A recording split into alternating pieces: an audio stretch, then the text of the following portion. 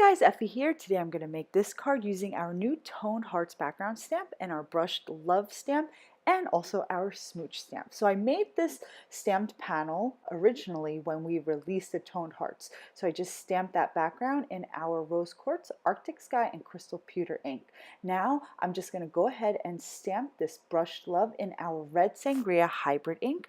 The last time that I used this stamp, I had inked it up with our black ink and I apparently didn't clean it off.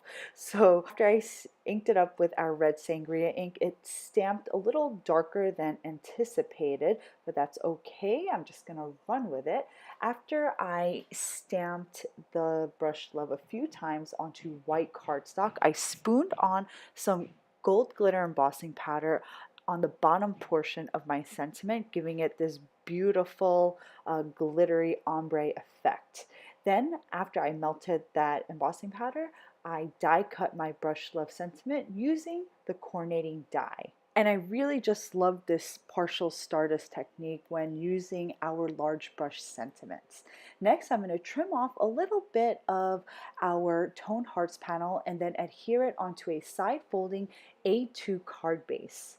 Then I'm just going to add some narrow strips of dimensional foam tape behind my die cut sentiment and then just mount that onto the base. Next, I'm going to stamp some additional sentiments to complete my sentiment.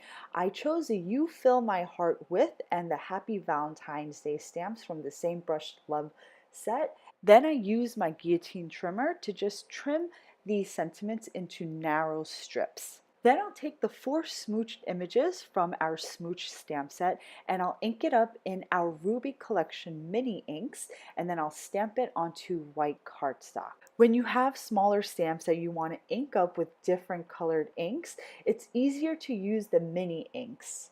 You can selectively ink up any of the stamps on your Missy and just close the door and then stamp everything at once. And now I have these 4 smooched images in different rose colored inks. Once everything was stamped, I'm just going to die cut the lip images using their coordinating dies. Now I'm just going to start positioning the lip images onto my card face, and here you can see I'm kind of indecisive and you see me putting things here and there and the sentiment strips aren't on, but you're going to see the process that I go through when I'm making these types of cards. At this point, I figured out that I wanted this largest lip to be at the bottom portion of my card. So I'm going to go ahead and just tape that down. Then I'm going to go ahead and adhere down the second largest lip image towards the top of that love sentiment. But I don't want it angled at the same angle as that largest lip. After I adhered the 2 largest lips, I know at this point that I only want 3 lip images on my card because it's more pleasing to the eye when you use things in odd numbers. So I know I want a lip image towards the top right hand portion of this card. So I'm going to go ahead and mount the 2 sentiment strips, and then I'm just going to go ahead and adhere that smallest lip kind of underneath that top sentiment.